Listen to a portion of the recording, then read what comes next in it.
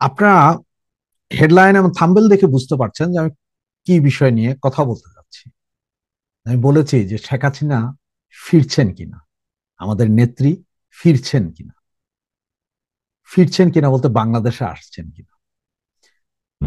আসলে উনি যে ফিরবেন, উনি যে ফিরে আসবেন, ওনার এই ফিরে আসার জন্য আমরা কি আসলে কিছু করতে পেরেছি এখন পর্যন্ত?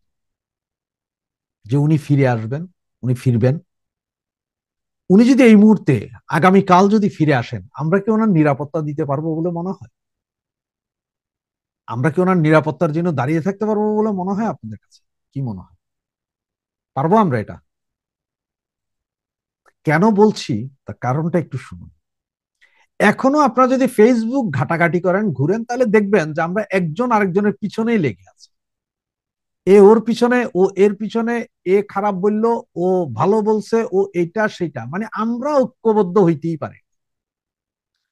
হয় নেতাদের বদনামি শুরু হবে, আর না হইলে কর্মীদের বদনামি শুরু, মানে একটা বিচ্ছিরি অবস্থা, যেটা দেখে আসলে আমাদের বিরোধী শক্তি যারা, তারাই হাসতেছে মনে মনে, যে দেখো তারাই তো লাইগা আছে, ফিরবে কি। এক্সাম্পল আমি দিই, ধরেন আমার কথা আপনার ভাল লাগে না, কিন্তু আমি কখনো না কখনো আওয়ামী লীগের কথা তো বলতেছি। আমি আওয়ামী লীগের কথা বলি, আমি ধরেন আপনার বিএনপি জামাতের কথা বলি না, আমি আওয়ামী লীগের কথাই বলি সবসময়। এখন আমার কথা আপনাদের কারো ভাল লাগতেছে, কারো খারাপ লাগতেছে, কিন্তু অবস্থাটা এমন দাঁড়াইছে যে সুতরাং যাদের কাছে আমার কথাটা খারাপ, তারা আমাকে নিয়ে ট্রল করতেছে, হ্যাভি ট্রল। আর যাদের ভালো লাগতেছে তারা আবার আমার ফেভারে দাঁড়াচ্ছে। যারা ট্রল করতেছেন তারাও হয়তো আওয়ামী লীগ করেন, আবার যারা ভালোবাসেন আমাকে, এই আমার পক্ষে দাঁড়াচ্ছেন, তারাও আওয়ামী লীগ করেন। আমরা উভয় পক্ষে আওয়ামী লীগ, কিন্তু অথচ কথার মার পেঁচে হয়তো ট্রল করেই যাচ্ছেন। এ ওরে পারতেছেন, এ এরে পারতেছেন, মানে পারতেছেন না যে একজন আরেকজনের চিরা খাইয়া ফেলাবেন, কে কার আগে নেতা হয়ে যাবেন, এই ধান্দায় এখনো আছি আমরা। অতীতেও ছিলাম, এখনো আছি, এবং আমার মনে হয় কি জানেন, ভবিষ্যতেও আমরা থাকবো সেম অবস্থানে। আমাদের অবস্থার পরিবর্তন হবে না। তা আমাদের অবস্থার পরিবর্তন না হলে আমরা কিভাবে গ্যারেন্টি নিব যে আমাদের নেত্রী এসে বাংলাদেশে উপস্থিত হবেন এবং উনি নিরাপদে থাকবেন? আপনি একটা কথা জাস্ট একটু চিন্তা করেন, যে এই মুহূর্তে প্রশাসন, মব সব কিন্তু বিএনপি করছে, এরপরে বিএনপির এত বড় নেতা কিন্তু আসছেন না কেন? উনি ভয়ে ভীত, উনি আসছেন না যে কি হবে। তাহলে তাদের দেখেও কি আপনার আমার শিক্ষা হচ্ছে না, যে এখন আমাদের পক্ষে তো না সেনাবাহিনী, না পুলিশ, না প্রশাসন, না আমরা আপনারাই দাঁড়াইতে পারতেছি। আমরাও তো হেডাম নাই, আমরা দাঁড়াইতে পারতেছি। মবের ভয়ে আমরাও পলাতক সবাই। তো এই মুহূর্তে আপনারা সবাই জানতে চান যে নেত্রী কবে আসবে, এটা বলেন। নেত্রী, আরে নেত্রী কবে আসবে? নেত্রী যে কালকে আসে, আপনারা কি করবেন? হ্যাঁ, আপনারা অনেকে হয়তো আমরা বলবেন যে আরে ভাই, নেত্রী আসলে আমরা লাখো লোক নামবো। ও ভাই, নেত্রী আসলে লাখো লোক নামবেন? 32 নম্বর ভেঙে যখন চুরমার করছিল, তখন 3 জনও নামতার, তো বইলা লাভ কি? এই যে আমরা ধরুন জটিকা মিছিল, ছোটখাটো মিছিল বা যা করতেছি, আমার ভাইয়েরা যারা করতেছে, একবার কি চিন্তা করে এতে কি আসলে কোনো ইম্প্যাক্ট ফেলতে পেরেছি? বা এই মিছিলের কারণে কি সরকার ভীত হয়ে কম্পন শুরু হয়েছে এমন কিছু? এতদিন যাও মিছিল করছেন, দৌড়াইছেন, এই হয়েছে সেই হয়েছে, আজকের 2-3টা মিছিলে দেখলাম যে সরাসরি বিএনপি নেমে গেছে মারপিট করতে। ওরাই মারতেছে মব, ওরাই আমাদের আবার করতে, আবার সেম আগের মতো 1 বছর আগে যা ছিল সেম অবস্থা হয়ে গেছে। আবারও আমরা দৌড়ানি খাচ্ছি। তো আমরা তো এখনো নিজের কোমরে নিজে ঠিক করতে পারি না। তার কারণ কি? কারণ হচ্ছে আমরা এখনো লেগে আছি একজন আরেকজনের পিছনে। অমুক নেতা খারাপ, অমুকে 2,000 কোটি নিয়ে গেছে, অমুকে 5,000 কোটি নিয়ে গেছে, অমুক। আরে ভাই, 5,000 কোটি, 10,000 কোটি, 50,000 কোটি যে নিয়ে গেছে যে বলতেছেন, এই নিয়ে যাওয়ার ক্ষেত্রটা তো আপনি আমি তৈরি করে দিছি নাকি? আমরাই তো ভাইলিক করে করে তৈরি করে দিছি না? তাহলে এখন নেত্রী আসবেন কিভাবে? আচ্ছা, আমরা তৈরি করে দিছি, এখনো সেই নীতিতেই আছি আমরা, এখনো নীতির বাইরে আমরা যাইতে পারি নাই, যার কারণে আমাদের এই অবস্থা। এরপরও একটা কথা হলো যে নেত্রী আসবেন। আপনার হাওয়া যদি বলেন, তাহলে উত্তর, দক্ষিণ, পূর্ব, পশ্চিম চতুর্দিক থেকে কিন্তু হাওয়াগুলো আমাদের ফেভারে, হাওয়া আমাদের ফেভারে। কিন্তু এই ফেভারের এই হাওয়াটাকে আমরা কাজে লাগাতে হবে। আমরা কতটুকু কাজে লাগাইতাম, আমরা যদি কাজে লাগাতে পারি, তাহলে আমরা এই হাওয়ায় যদি কাজে লাগাতে পারি, তাহলে আমাদের নেত্রী সহসাই আসবেন। আজকে তাই 260টা গার্মেন্টস ফ্যাক্টরি বন্ধ হয়ে গেছে। গার্মেন্টস ফ্যাক্টরি 260টা। এই যে গার্মেন্টস ফ্যাক্টরি বন্ধ হয়ে গেছে, এগুলোতে ধরেন আমি যদি ধরি যে আপনার 260টা গার্মেন্টস ফ্যাক্টরিতে আমি একদম ফেলে চড়ে ধরলাম যে ধরেন 1 লাখ লোক, আচ্ছা 1 লাখই বাদ দেন, 10,000 লোক চাকরি করতো 260টা গার্মেন্টস। আমি ধরলাম 260টা, 10,000 লোক কাজ করতো। এই 10,000-এর পেছনে এক এক পরিবারে 5 জন করে যদি ধরেন, তাহলে 50,000। এই 50,000 তো বেকার হয়ে গেছে। এই লোকগুলো কি আমরা এখনো উত্তেজিত করতে পারছি?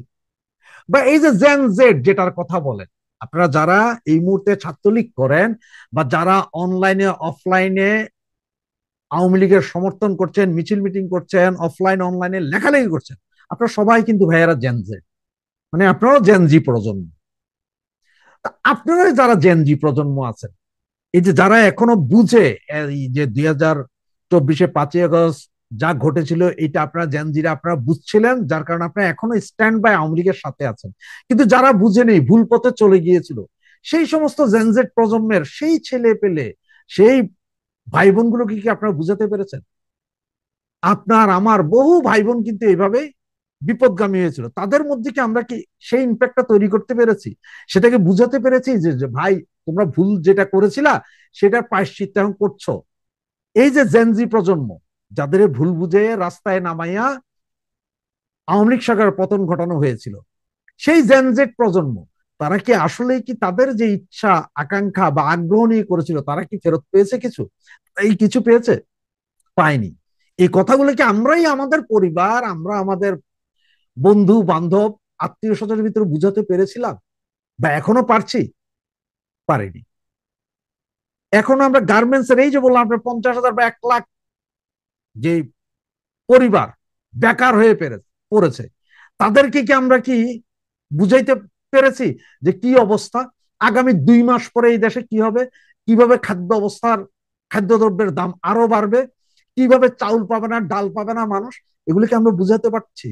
তো এগুলো আমরা যতক্ষণ বুঝাতে পারবো না, এগুলো নিয়ে যতক্ষণ মানুষের মধ্যে হই হই রই রই তুলতে পারবো না, ততক্ষণ পর্যন্ত আমরা কিভাবে ভাবি যে আমাদের নেত্রীকে এনে আমরা আবার সে ক্ষমতায় আসীন করব? সেটা তো সম্ভব না। আজকে দেখেন, আমরা যদি আজকে যদি ইকোনমি নিয়ে কোথাও কথা বলি, সেটা শোনার মতন লোক আমাদের মধ্যে নাই। আমরা আছি কিসে জানেন? আমরা আছি এখনো ফেসবুকের কিছু কিছু পোস্ট, আমি কয়েকটার নাম হয়তো আপনাদের বলতে পারি, শেখ হাসিনার নাম দিয়ে 8-10টা ফেসবুক প্রোফাইল আছে, পেজ আছে, পুতুল জয় বিভিন্ন, এগুলোতে মিলিয়ন ফলোয়ার। কিন্তু হেরাজ এগুলো কিন্তু আমাদের নেত্রী পুতুল বা জয়ের না। হেরাজ ওইসব প্রোফাইল থেকে ছাড়া হচ্ছে এবং আমরা হয়ে করে ওখানেই যাচ্ছি। কি কাজ আসতেছে আমাদের? এইগুলোতে কাজে আসতেছে? এগুলোতে কোনো কাজে আসতেছে না আমাদের জন্য। যেন আপনি আমি আমরা কি করি, এক্সাম্পল ধরেন যে কালকে এক বট বাহিনী একটা লেখলো, তাকে কি করবেন, ভাই যান যান যান, এটা তো হাহার ইয়েক দিয়ে আসেন। এতে কি হচ্ছে জানেন? আপনি যখন হাহার ইয়েক দিচ্ছেন, তখন আমার সাথে আপনার সাথে ফ্রেন্ডশিপ আছে, সুতরাং আমিও পাচ্ছি যে অমুক পোস্টে এই রিয়েক্ট করছে বা কমেন্টস দেখছে, যাই আমিও যাই দেখতেছি। এতে লাভ কিন্তু ওদের হচ্ছে, কারণ হচ্ছে ওদের এটাকে যদি আমরা ইগনোর করি যে যাবই না, তাইলে রিচ কমে। আর আমি হাহা রিয়েক্ট দিই, লাভ রিয়েক্ট দিই, কেয়ার রিয়েক্ট দিই বা যে রিয়েক্টই দিব, এতে ওদের পেজের উচ্চতা আরো বাড়বে, কমবে না। এখন এক্সাম্পল, আপনারে একটা এক্সাম্পল দিই। ফর এক্সাম্পল, আমি আওয়ামী লীগ করি, আমি আওয়ামী লীগের সমর্থক, একদম আগাগোড়া, আমি দালাল আওয়ামী লীগের। আমি একটা পোস্ট দিলাম, সেখানে আপনারা 50 জন এসে লাভ রিয়েক্ট দিচ্ছেন বা ইয়ে দিচ্ছেন। এটা আপনারা যে 50 জন দিচ্ছেন, আপনাদের সমস্ত বন্ধু বান্ধব জানতেছে, কিন্তু আমাদের তো ফ্যান্স ফলোয়ার দেখতেছি আমরা 50,000 60,000, তারা কোথায়? সবাই কি ঘুমিয়ে গেছেন ভাই? এই যে আপনার হোয়াটসঅ্যাপ গ্রুপ বা বিভিন্ন গ্রুপ, আমি আপনাদের ছবি দেখাতে পারবো যদি আপনারা চান। এইসব গ্রুপে যখন আমাদের মাননীয় প্রধানমন্ত্রী আসে, দেখা যায় 20,000-এর গ্রুপ, অনলাইনে আছে ধরেন 5,000, কিন্তু আমাদের নেত্রী যখন এসে ভাষণ দেয়, তখন দেখা যায় 30 জন, 40 জন, 25 জন, 80 জন, 10 জন আছে, এরকম স্ক্রিনশট আমার কাছে আছে, চাইলে দেখাইতে পারি। তাহলে কিভাবে বলেন যে আমাদের নেত্রী আসবে, আমরা আছি? আমরা কি আসলে আছি এখন, নাকি আমরা আসলে নাই? আমাদের অবস্থানটা কোথায়? আমরা আছি মানে কি জানেন? আমরা বাতাসে আছি, বাতাসের ভেতরে। তার মানে আমাদের নেত্রী সব রেডি টেডি করে যদি ক্ষমতায় কালকে আসে, আমরা সবাই বেরোবো, আবার শার্ট প্যান্ট, ইস্ত্রি করা শার্ট প্যান্ট নিয়ে এসে বসবো যে হ্যাঁ আমরা ছিলাম। কোথায় ছিলাম? ফেসবুক আমরা উড়িয়ে ফেলেছি, ওই হোয়াটসঅ্যাপ গ্রুপে আমরা ছিলাম তো, এই যে 23 Bangabandhu avenue, 24 Rajshahi avenue, 25 Chattogram avenue, এই 1000 অমুক এভিনিউ, তো আমরা লক্ষ লক্ষ সব তো আমরা ছিলাম। এই যে দেখেন স্ক্রিনশট আছে আমাদের কাছে, আমি ছিলাম। একদিনেতে যাই ওটা স্ক্রিনশট রাখছেন, 2টা পোস্ট করে ওটা স্ক্রিনশট রাখছেন, এগুলাই দেখাবেন যে আমরা আছি। আসলে কি আছি? অনেকে অনেক রকম কথা বলেন ভাই। অনেকে বলেন যে আমরা বিদেশে থেকে লম্বা লম্বা কথা বলতে পারি, অমুকে বিদেশে আছে এই জন্য লম্বা কথা বলতে পারে, অমুকে ভাই আমরা কি সব এতিমখানা থেকে উঠে আসছি যারা বিদেশে আছি? ভাই আমাদের পরিবার নাই, আমাদের মা বোন দেশে থাকে না, আমাদের বউ বাচ্চা দেশে থাকে না? তাহলে আমরা যখন কথা বলি, আমরা যখন কিছু বলি ওদের বিরুদ্ধে, ওরা কি মব আমাদের করে না রে ভাই? খালি আপনারা যারা বাংলাদেশে আছেন তাদেরই মব করে ফেলছে, আর আমরা সব সালের এতিমখানার মানুষ নাকি? এটাই আপনাদের কাছে মনে মনে হয়। যার কারণে দেখেন আমাদের পোস্ট গুলো বা আমাদের ইউটিউব চ্যানেলগুলোতে সাবস্ক্রাইবার বাড়ে কিরকম জানেন? 20 জন, 25 জন, 50 জন। কিন্তু ওদের এগুলোতে মিলিয়ন মিলিয়ন, আমাদের নাই। কারণ হচ্ছে আমাদের কথা আপনারা সবাই শুনতে চান, কালে এই শেখ হাসিনা কালকে আসবে কিনা এটা বলেন। পরশু আসবে, আরে ভাই আপনি আমি আমরা তো কিছু করতেই পারিনি, তাহলে উনি আসবেন না না আসবেন এটা চিন্তা করে লাভ। দেশ যেমনি আছে ভালোই তো আছে, চলতেছে তো, অসুবিধা কি? কোনো সমস্যা তো নাই। উনি আসলেই বেকি আর না আসলেই বেকি, দেশ তো ভালোই চলতেছে। আর আপনারা যারা এখনো যে এনআরকি করেন, পোস্টে যায় অমুক খারাপ তমুক খারাপ, এই খারাপ সেই খারাপ, অমুকের চ্যানেল খারাপ তমুকের চ্যানেল খারাপ, যারা এই এনআরকি করেন তাদের জন্য ঠিক আছে সব। আপনারা একটা ঘোষণা দেন, আপনারা সবাই বিভিন্ন গ্রুপ, বড় বড় গ্রুপ আছে আপনাদের মিলিয়ন লাখ, ওখানে বলেন যে যারা বিদেশে আছেন কেউ কোনো কথা বলেন, সব চুপ থাকবেন, সবাই চুপ হয়ে যাক। আপনারা পারেন তো করেন। 2024-এর 5ই আগস্ট যা ঘটছিল, এই ইউটিউব চ্যানেল গুলোই কিন্তু ঘটাই দিছিল। ওদের বড় বড় ইনফ্লুয়েন্সার, আমরা এখন যাদের বলি বড় বড় ইনফ্লুয়েন্সার, তার কারণ কি জানেন? সমন্বিত ভাবে তারা ওই 2, 4, 10 জন 20 জনকে ধরে ইয়ে করছিল যে তাদের কথাই শুনতো, তাদের এইটাই।